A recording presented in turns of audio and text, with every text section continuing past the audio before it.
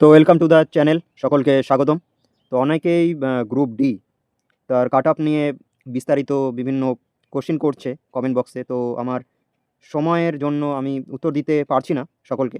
তো সেই জন্য একটা বিস্তারিত ভিডিও নিয়ে আসলাম। তো এটি যারা ভালো করে দেখবে তাদের একদম ক্লিয়ার হয়ে যাবে কি আসতে চলেছে কাট অফ। তো তাহলে দেখে নেওয়া যাক। দেখো, এদিকে বিভিন্ন গুজব চলছে, ঠিক আছে, গাণিতিক সব গুজব। কী হচ্ছে, একটা কাট অফ 40-এর বেশি, 40 বা 45 পেতে হবে এরকম চলছে। কিন্তু রিয়ালিটি কী এখানটা? এটি একটি প্রতিযোগিতামূলক পরীক্ষা, কম্পিটিটিভ এক্সাম। একাডেমিক পরীক্ষা যেমন এসএলএসটি এরকম নয় কিন্তু এটা। কাট অফ কখনোই মোট নম্বরের চেয়ে বেশি হতে পারবে না, ঠিক আছে, পারে না।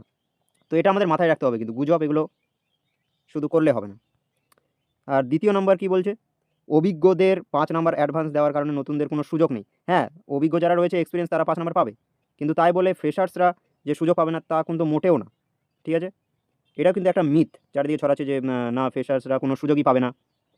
রিয়ালিটি, বাস্তবতা হচ্ছে নতুনদের জন্য গাণিতিকভাবে সুরক্ষিত আসন রয়েছে, ঠিক আছে। তো এরপরে আমি আলোচনা করছি। এবার দেখো, আরেকটা মিথ কী, সেটা হচ্ছে 40-এ 40 না পেলে চাকরি হবে না। হ্যাঁ, এটাও চলছে, সকলে বলাবলি করছে এদিক ওদিক অনেক। এখানে বলি যে ইজি টু মডারেট কোশ্চিন হলেও এমন কিছু বিভ্রান্তিকর প্রশ্ন ছিল যা সবার পক্ষে কিন্তু সঠিক করা সম্ভব নয়, ঠিক আছে। এবার দেখো, এবার হচ্ছে কাট অফ নির্ধারিত 4টি মূল ভিত্তি এবং বর্তমান পরিস্থিতির উপর নির্ভর করে আসবে। এদিকে যদি আমরা দেখি, সেটা হচ্ছে 5488। এটা কি মোট শূন্য? 2016 সালে যে 5199 থেকে কিন্তু বৃদ্ধি পেয়েছে। 199 ছিল, সেটা হয়েছে 488। তো বৃদ্ধি বলা যেতে পারে। আর এদিকে কি, 6.5 লাখ পরীক্ষার্থীর সংখ্যা, 8 লাখ আবেদনকারী, যার মধ্যে 6.5 লাখ পরীক্ষার্থী কেন্দ্রে উপস্থিত হয়েছেন। এটা একটা মোটামুটি পরিসংখ্যান এসেছে। লড়াই অত্যন্ত কিন্তু হাড্ডাহাড্ডি। এবার এখানটা আরেকটা হচ্ছে প্রশ্নের মান। পরীক্ষার প্রশ্নের মান কাঠিন্য, ডিফিকাল্ট লেভেল, ঠিক আছে। এবার ক্যাটাগরি জোন, 5টি জোন এবং বিভিন্ন ক্যাটাগরি ভিত্তিক বিভাজন হবে। এবার পরীক্ষার কাঠিন্য, 3টি গেম চেঞ্জার কোশ্চিনগুলো দেখে নেব। দেখো, যে প্রাথমিকভাবে প্রশ্ন খুবই সহজ মনে হলো, আদতে প্রশ্নের মান ছিল কি, ইজি টু মডারেট ছিল। যারা দিয়েছো সবাই জানো। প্রশ্ন নির্ধারণ করবে কারা সবার আগে চাকরি পাবে। যে 3টা কোশ্চিন, সেটারই খেলা। দেখো, 3টা কনফিউজিং কোশ্চিন দিয়েছিল, যেটা সেটা হচ্ছে মাসি, 1 করে দেওয়া প্রশ্ন, ঠিক আছে। 2 নম্বর বালু চুড়ি শাড়ি, এটা নিয়ে অনেকে পড়ে রয়েছে। তারপরে হচ্ছে নীল পাড় সাদা শাড়ি বনাম বালু চুড়ি শাড়ির দ্বন্দ্ব যেটা রয়েছে। ওয়েবসাইট, এক পেজ থেকে অন্য পেজে যাওয়ার প্রক্রিয়ায় কোশ্চিনটা ছিল যেটা।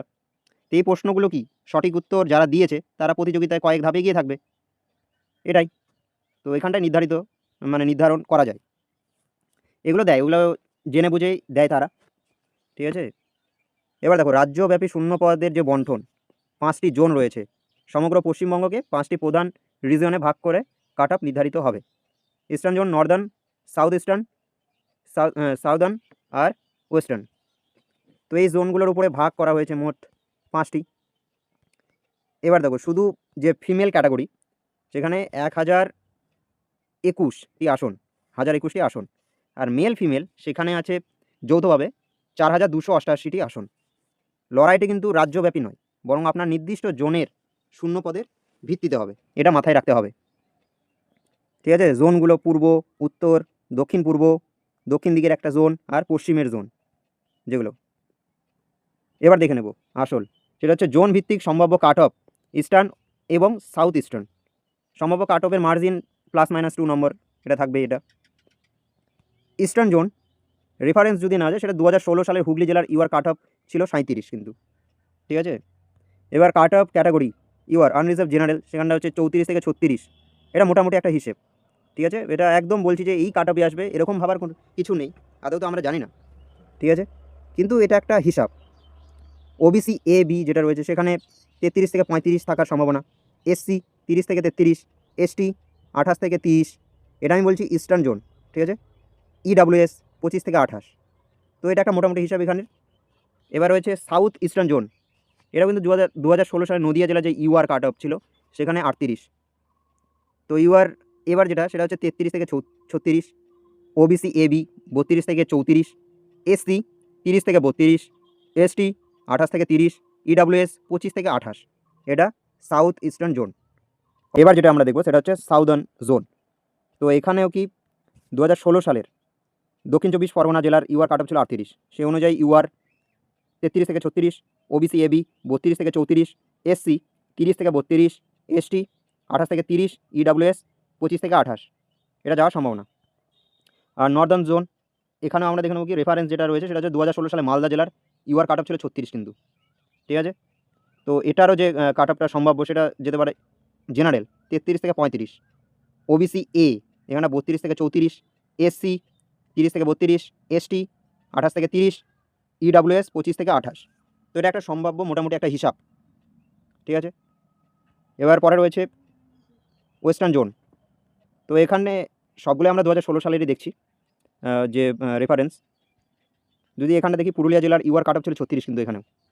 তো ইউআর এখানে জেনারেল 33 থেকে 36, ওবিসি এ বি 32 থেকে 34, এসসি 30 থেকে 32, এসটি 28 থেকে 30, EWS 25 থেকে 28। এখানটা একটা নোট, সেটা হচ্ছে মহিলাদের কাট অফ পরিসংখ্যান। মহিলাদের ক্যাটাগরি কাট অফ সাধারণ কাট অফের থেকে কিছুটা কম হওয়ার সম্ভাবনা রয়েছে, এটা আগে বলেছি।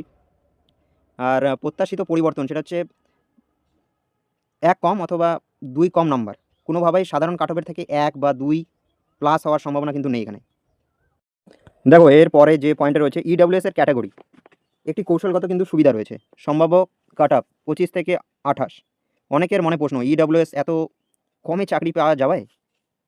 হ্যাঁ, অনেকেই ভাবে, মানে ভাবছে যে অনেকে EWS এত কমে চাকরি পাওয়া কি যাবে?